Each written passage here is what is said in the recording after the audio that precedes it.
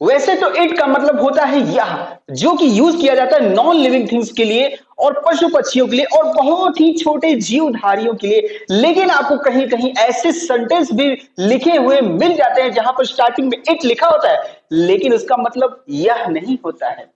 तो वो कैसे होता है, कैसे कैसे कैसे जानते हैं ना इस वीडियो में, बस एंड तक बने रहिएगा। तो गाइस, जैसा कि आपने पिछले वीडियो में देखा, जहां पर किसी व्यक्ति या किसी वस्तु का होना पाया जाता है वहां पर सब्जेक्ट की जगह पर देयर का यूज किया जाता है लेकिन उसका मतलब वहाँ नहीं होता है। बिल्कुल इसी तरीके से सब्जेक्ट की जगह पर इट का यूज किया जाता है लेकिन उसका मतलब यह नहीं होता है। लेकिन वो कौन सी कंडीशन में, तो ध्यान से समझिए मेरी बात। अगर बात समय की हो, बात दिन की हो, बात साल की हो, बात महीने की हो, बात ऋतु की हो, या फिर बात मौसम संबंधित घटनाओं की या फिर प्राकृतिक घटनाओं की हो, तो वहां पर सब्जेक्ट की जगह पर इट का यूज किया जाता है।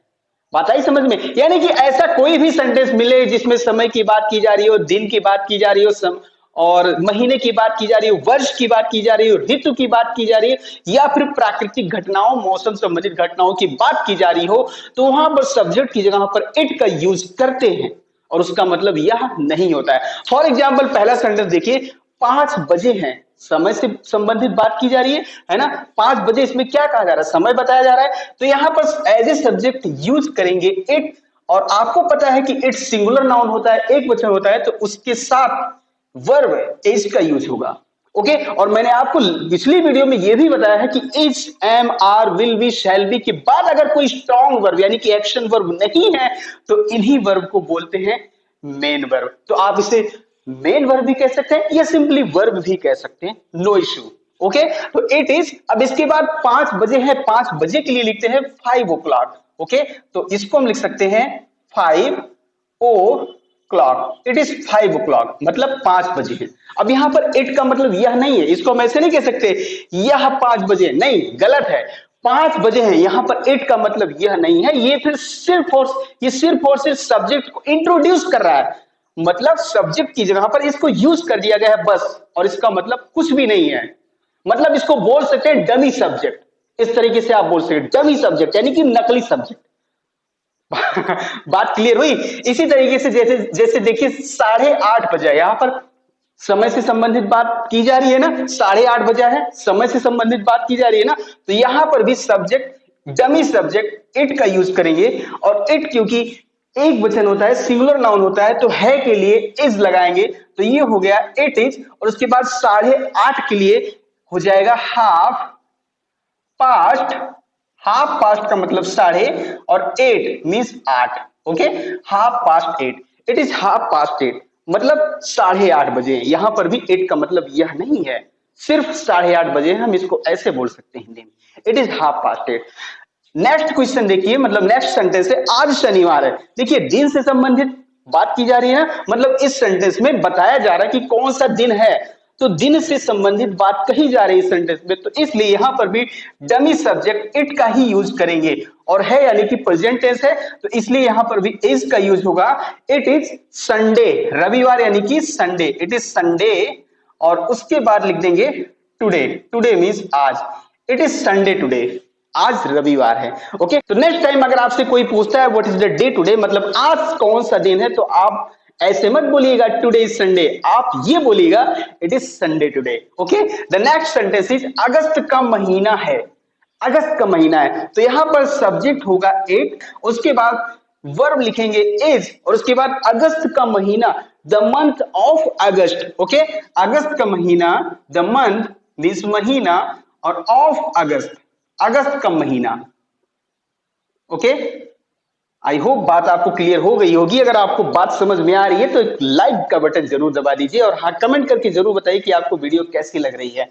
अगला सेंटेंस देखिए, गर्मी का दिन था, तो यहां पर ऋतु बताई जा रही है। इस सेंटेंस में बताया जा रहा है कि ऋतु कौन सा था, तो ऋतु से संबंधित घटना के लिए भी इट का ही यूज करते हैं, तो यहां पर सब्जेक्ट हो जाएगा इट, यानी कि डमी सब्जेक्ट हो जाएगा इट। उसके बाद दिन था। ओके, अब ये प्रेजेंट टेंस में नहीं है, ये सेंटेंस है पास्ट टेंस में, और इट क्योंकि सिंगुलर नाउन माना जाता है, तो इट के साथ सिंगुलर नाउन वाला वर्ब भी लगेगा, इट वॉज।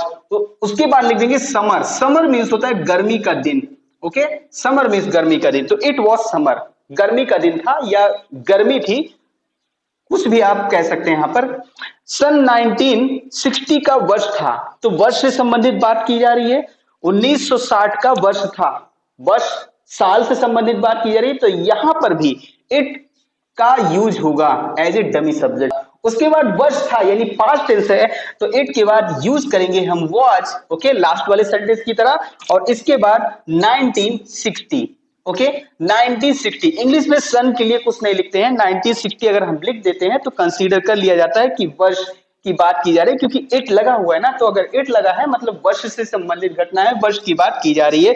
वर्षा हो रही है, प्राकृतिक घटना है, वर्षा होना एक प्राकृतिक घटना है, ओके। तो यहां पर भी डमी सब्जेक्ट इट का ही यूज होगा, तो यहां पर लिख देंगे डमी सब्जेक्ट इट, और उसके बाद हो रही है, यानी ये कौन सा टेंस है, ये है प्रेजेंट कंटिन्यूअस टेंस, तो इट इज, और उसके बाद रेन मीन्स होता है बारिश होना, इसमें आईएनजी ऐड कर देंगे, ये हो जाएगा रेनिंग, तो ये हो गया इट इज रेनिंग, यानी कि वर्षा हो रही है। गया में बहुत गर्मी पड़ती है, तो गया में बहुत गर्मी पड़ती है मतलब गया में बहुत गर्मी होती है, ओके। तो इसके लिए भी डमी सब्जेक्ट इट का यूज करेंगे, उसके बाद लगाएंगे इज, इट इज का मतलब होती है, okay. It as a dummy subject use किया गया है, यहाँ इसका मतलब यह नहीं है, इट इज होती है, क्या होती है, बहुत गर्मी, वेरी हॉट, वेरी हॉट, बहुत गर्मी गया में, इन गया, ओके। गया अगर आपको ना पता हो तो बता दूं, गया बिहार राज्य का एक जिला है, ओके। तो हॉट इन गया, it is very hot in गया, गया में बहुत गर्मी पड़ती है, यानी कि गया में बहुत गर्मी होती है। नेक्स्ट सेंटेंस इज शिमला में बहुत सर्दी पड़ती है, इसका मतलब शिमला में बहुत सर्दी होती है, तो इसको भी ट्रांसलेट कर सकते हैं डमी सब्जेक्ट इट लिख के, उसके बाद लिखेंगे इज, इट इज यानी होती है, क्या होती है, बहुत सर्दी, तो इसके लिए लिखेंगे very cold, it is very cold, बहुत सर्दी होती है शिमला में, इन शिमला, ओके। शिमला तो आपको पता ही है, हिमाचल प्रदेश की राजधानी, okay. It is very cold in Shimla, Shimla में बहुत सर्दी होती है। अंधेरी रात थी, अंधेरी रात थी मतलब दिन से संबंधित घटना है, इस सेंटेंस में दिन को बताया जा रहा है, तो यहां पर भी डमी सब्जेक्ट इट का यूज करेंगे, और इसका मतलब यह नहीं होगा। और अंधेरी रात थी पास्ट टेंस में है, तो इट के बाद लिखेंगे वॉज, ओके, और उसके बाद लिखेंगे डार्क नाइट, तो ये हो गया अंधेरी रातें, it was dark night. The next one is रिमझिम वर्षा हो रही थी, रिमझिम वर्षा हो रही थी, ओके। तो यहां पर भी as a dummy subject use करेंगे इट, और उसके बाद हो रही थी, यानी कि यहां तो इट के बाद जिस वर्ब का यूज करेंगे वो होगा हेल्पिंग वर्ब, इट वॉज, क्योंकि वर्षा हो रही थी, वर्षा होना यहां पर स्ट्रॉन्ग वर्ब दिया गया है, मेन वर्ब दिया गया है, तो यहां पर वॉज हेल्पिंग वर्ब हुआ, और इसके बाद मेन वर्ब लिखेंगे क्या, रिमझिम वर्षा होना के लिए लिखते हैं drizzling, okay, DRIZZLING,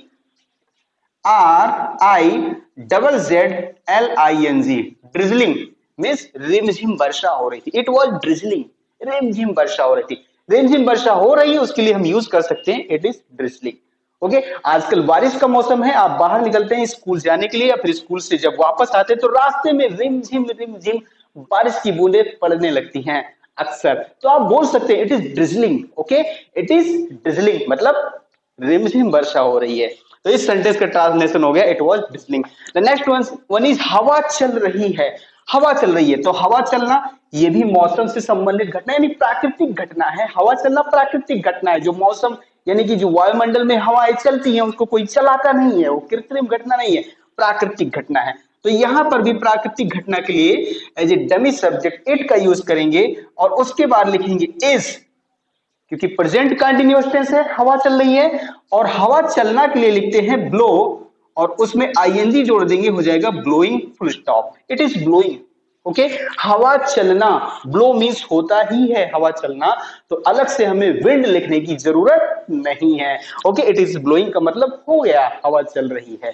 the next one is 3 बजने में 8 मिनट बाकी है, ओके, तो समय से संबंधित घटना है, तो यहां पर भी as a dummy subject it का यूज करेंगे, और उसके बाद लिखेंगे इज, उसके बाद 8 मिनट की इंग्लिश लिखेंगे 8 मिनट्स, इट इज 8 मिनट्स, और उसके बाद लिखेंगे 2, और कितने बजने में, 3 बजने में, 2 3,